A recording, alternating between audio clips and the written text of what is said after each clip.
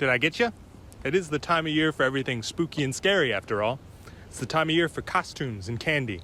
It's the time of year for black magic and black cats crossing your path.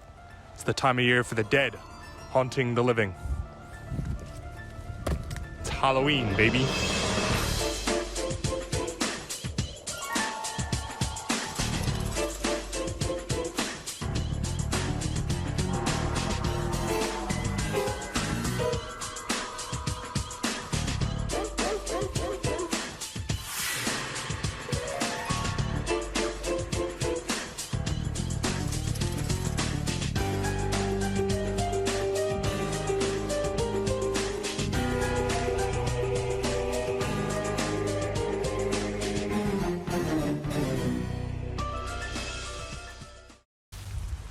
Halloween is one of my favorite times of the year, and Halloween stories are some of my favorite stories.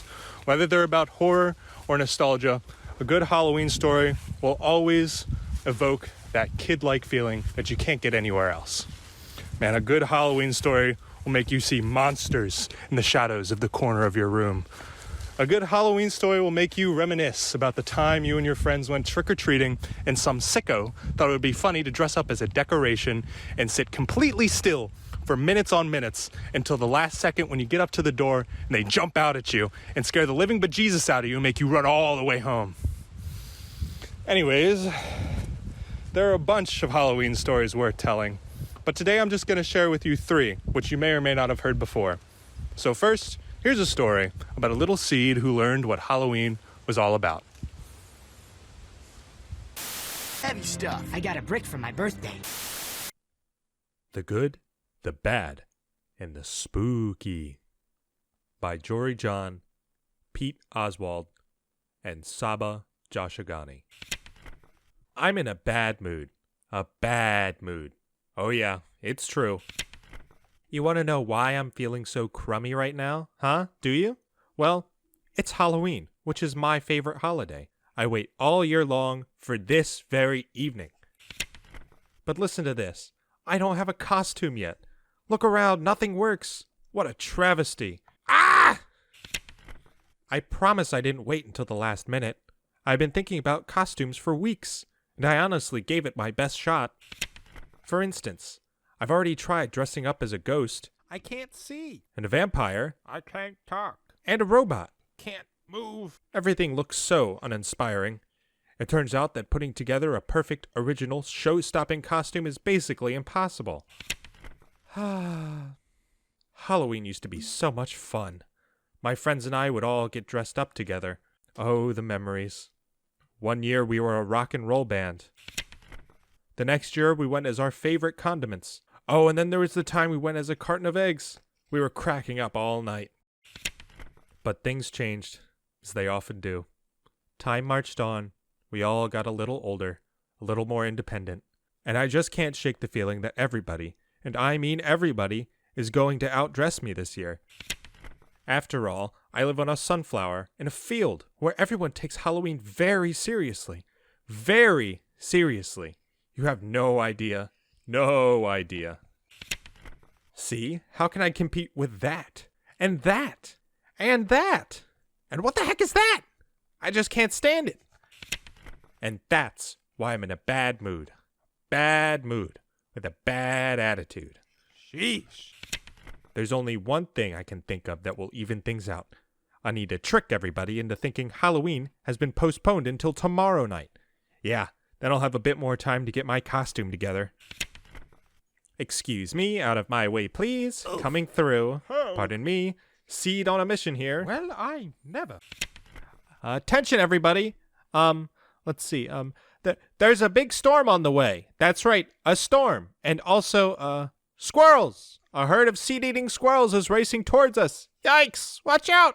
Squirrels and rain and thunder. Not a good combination. So for your safety, please head home this instant. We'll resume Halloween tomorrow night. Gosh. That sounds spooky. Bummer. There. That should do it. No more competition, no more hurt feelings. And, most importantly, no more costumes. What a relief. I beg your pardon. Yes? What is it? If I may be so bold, It seems like you're not enjoying yourself this evening. As a fellow seed, in fact as a pumpkin seed, I know all about the pressures of Halloween. But listen, Halloween is about more than costumes and candy, Mr. Seed. It's about crunching through the autumn leaves. It's about decorations. It's about togetherness. And it's about community. Look around. This is all supposed to be fun. But nobody really cares what you're wearing. We're just here to have a good time. Look at us. We made these costumes in about 5 minutes, and we're having a blast.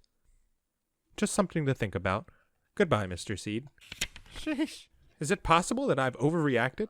Have I made too big a deal out of something trivial? I suppose I have been taking my bad mood out on everybody else today. Maybe nobody's really paying attention to my costume. Perhaps Halloween doesn't need to be a competition after all. Huh. Oh, I've made a big mistake. Maybe it's not too late. Attention, everybody. Me again. And I have some good news. Halloween is back on. There's no storm after all, and there are no squirrels barreling towards us. This was all a big trick. Get it? Uh-huh. You may continue getting treats now. It's candy time. Yay! Hooray! I've made a big decision. I'm going to worry less about things that don't really matter. Not just on Halloween, but on other days too. I just need somebody to talk some sense into me.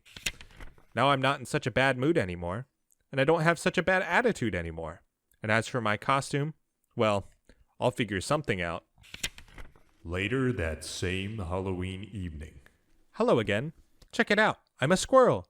Pretty spooky, right? Boo. And, if you have the space, I'd love to join you. Of course. You see, it doesn't take much to have a good time on Halloween. Whee! Well, Mr. Seed, I'm glad you finally got into the spirit of Halloween, and we haven't even gotten to the best part of the night yet. Take a look around. Wow, now this is a treat for everybody.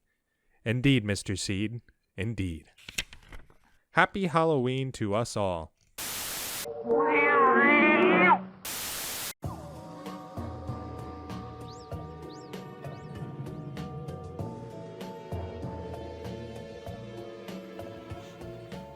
I'm so glad to see Mr. Seed get back into the spirit of Halloween. All it took was a little advice from a pumpkin seed dressed as a cat. What a great Halloween costume. Cats are the animal I associate with Halloween. It's probably because they're hanging around witches and pumpkins and such. Cats have been domesticated for thousands of years, helping civilizations get rid of pests that are eating their grains. Our next story is about a couple of cats that help get rid of pests from a little town called Ulthar. Hello everybody, editing Andrew here. Quick heads up before we head into the next story, The Cats of Ulthar. If you didn't already know, the author, H.P. Lovecraft, he's dead now, was a notorious racist and xenophobe. It doesn't pop up in this work as much as in some of his other stories, except for one line in the beginning where he refers to the continent of Africa as hoary and sinister, which is obviously very not good. I just thought you all should know before we head into it. And so now back to the show. The Cats of Ulthar by H.P. Lovecraft. Illustrations by Abigail Larson. It is said that in Ulthar, which lies beyond the river Sky, no man may kill a cat, and this I can verily believe as I gaze upon him who sitteth purring before the fire. For the cat is cryptic, and close to strange things which men cannot see. He is the soul of the antique Egyptus, and bearer of tales from forgotten cities in Meroe and Ophir. He is the kin of the jungle's lords, and heir to the secrets of hoary and sinister Africa. The Sphinx is his cousin, and he speaks her language, but he is more ancient than the Sphinx, and remembers that which she hath forgotten. In Ulthar, before ever the burgesses forbade the killing of cats, there dwelt an old cotter and his wife, who delighted to trap and slay the cats of their neighbours. Why they did this, I know not, save that many hate the voice of the cat in the night, and take it ill that cats should run stealthily about yards and gardens at twilight. But, whatever the reason, this old man and woman took pleasure in trapping and slaying every cat which came near to their hovel, and from some of the sounds heard after dark, many villagers fancied that the manner of slaying was exceedingly peculiar.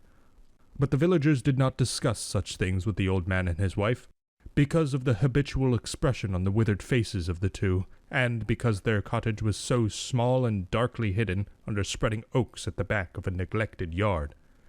In truth, much as the owners of cats hated these odd folk, they feared them more, and instead of berating them as brutal assassins, merely took care that no cherished pet or mouser should stray towards the remote hovel under the dark trees. When through some unavoidable oversight a cat was missed and sounds heard after dark, the loser would lament impotently or console himself by thanking fate that it was not one of his children who had thus vanished. For the people of Ulthar was simple, and knew not whence it is all cats first came. One day a caravan of strange wanderers from the south entered the narrow cobbled streets of Ulthar. Dark wanderers they were, and unlike the other roving folk who passed through the village twice every year. In the marketplace they told fortunes for silver, and bought gay beads from the merchants.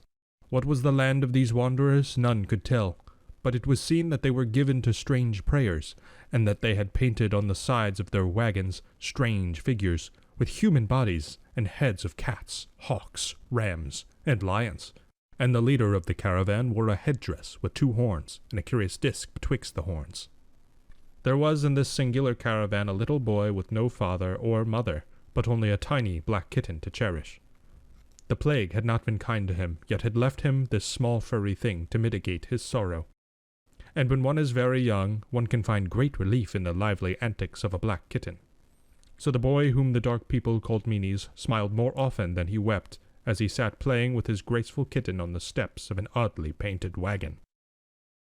On the 3rd morning of the wanderer's stay in Ulthar, Meanies could not find his kitten, and as he sobbed aloud in the marketplace, certain villagers told him of the old man and his wife, and of sounds heard in the night. And when he heard these things, his sobbing gave place to meditation, and finally to prayer. He stretched out his arms towards the sun, and prayed in a tongue no villager could understand, though indeed the villagers did not try very hard to understand, since their attention was mostly taken up by the sky and the odd shapes the clouds were assuming. It was very peculiar, but as the little boy uttered his petition, there seemed to form overhead the shadowy nebulous figures of exotic things, of hybrid creatures crowned with horn-flanked discs. Nature is full of such illusions to impress the imaginative.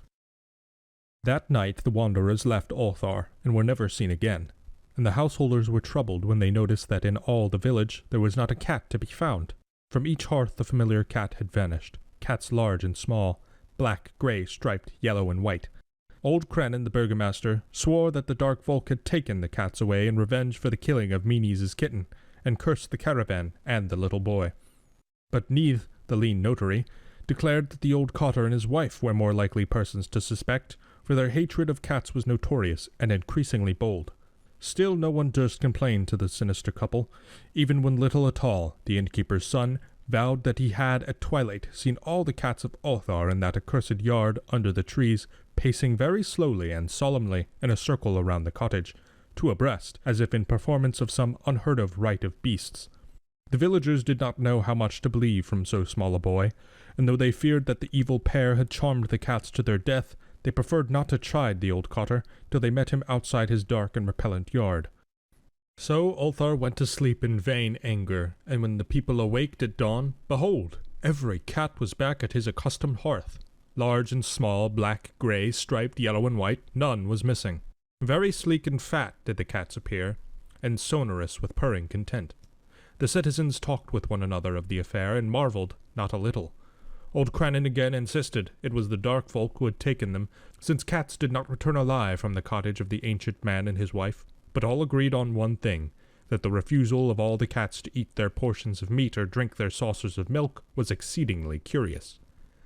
And for 2 whole days the sleek, lazy cats of Ulthar would touch no food, but only doze by the fire or in the sun. It was fully a week before the villagers noticed that no lights were appearing at dusk in the windows of the cottage under the trees.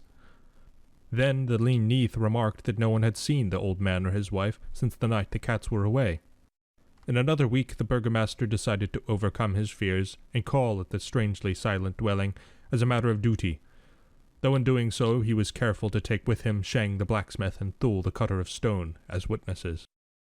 And when they had broken down the frail door, they found only this: 2 cleanly picked human skeletons on the earthen floor, and a number of singular beetles crawling in the shadowy corners. There was subsequently much talk among the burgesses of Ulthar.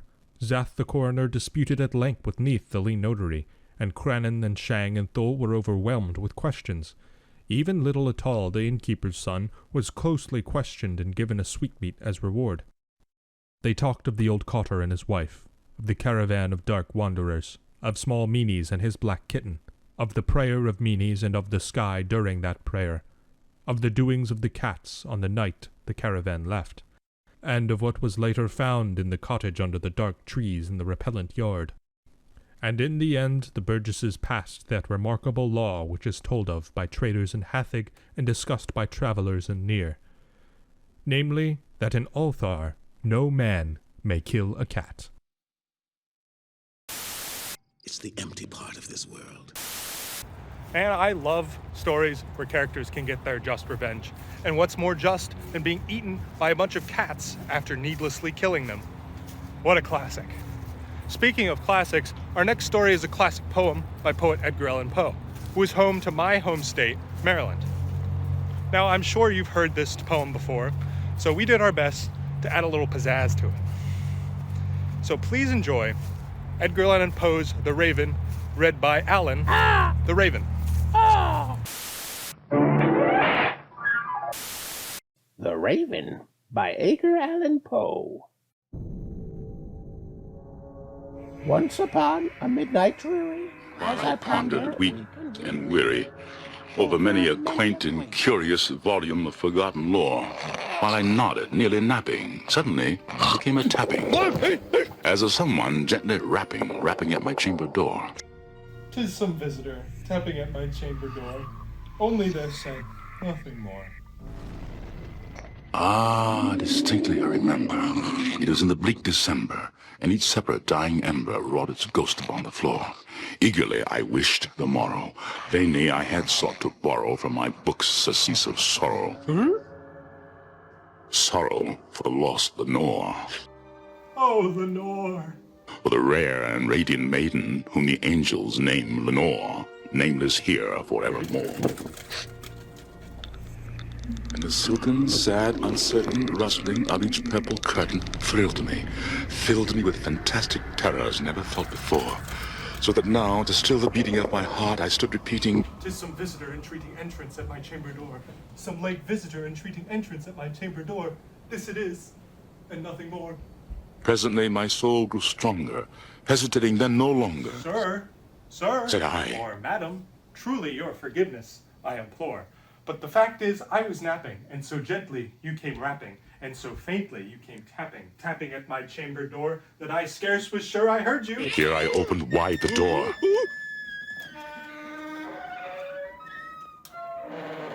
Darkness there, and nothing more. Back into the chamber turning, all my soul within me burning. Soon again I heard a tapping, something louder than before. Surely, Said I, that is something at my window lattice. Let me see then what thereat is, and this mystery explore. open here I flung the shutter, when with many a flirt and flutter, in there stepped a stately raven of the saintly days of yore.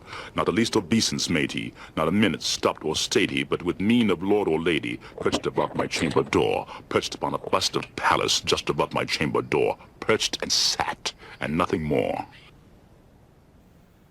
Though thy crest be shorn and shaven, thou I said, art sure no raven, ghastly grim and ancient raven wandering from the nightly shore. Tell me what thy lordly name is on the night's Plutonian shore. quoth the raven. Nevermore. Then methought the air grew denser, perfumed by some unseen scent, swung by seraphim whose footfalls tinkled on the tufted floor. Wretch, I cried, thy God hath lent thee, by these angels he has sent thee, respite and nepenthe from thee thy memories of Lenore. Quaff, oh quaff this kind nepenthe, and forget this lost Lenore. Quoth the raven. Oh, nevermore. Be that word our sign of parting, thy bird or fiend. I shrieked up, starting. Get thee back into the tempest and the night's Plutonian shore. Leave no black plume as a token of that lie thy soul hath spoken. Leave my loneliness unbroken. Quit the bust above my door. Take thy beak from out my heart, and take your form from off my door. Quoth the raven. Oh,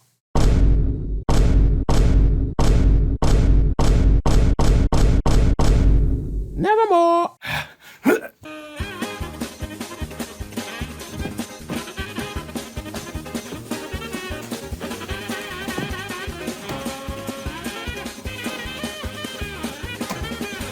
And the raven, ever flitting, still is sitting on the pallid bust of Pallas just above my chamber door, and his eyes have all the seeming of a demon's that is dreaming, and the lamplight o'er him streaming throws his shadow on the floor, and my soul from out that shadow that lies floating on the floor shall be lifted nevermore.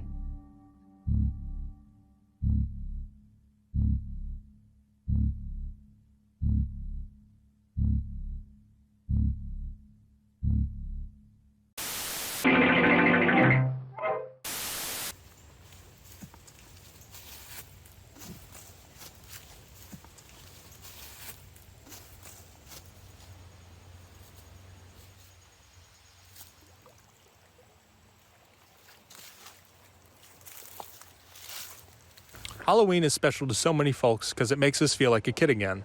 Whether that feeling comes from the colors and weather outside, scary stories, or remembering trick-or-treating with friends. This holiday restores a sense of innocence and nostalgia that we feel like we lose when we grow up.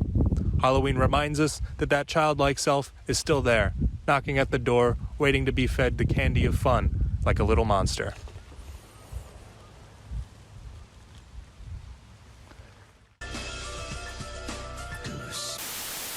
Hey everybody, editing Andrew here again on another day. If you watched all the way through, or you're just watching the end, or if you've only seen a bit of it and you're not even watching this part, I'd like to thank you, because this video took me a lot of time and a lot of effort. Like I said in my little promotional video, I did it in half a week, which I don't think is completely true. I think it has taken me exactly a week to upload it today. But I just wanted to say I appreciate you for watching. I really hope you enjoyed it. I enjoyed making it as much as it stressed me out because I was trying to meet this deadline in a week. So see you all next time, and for the last time, thank you.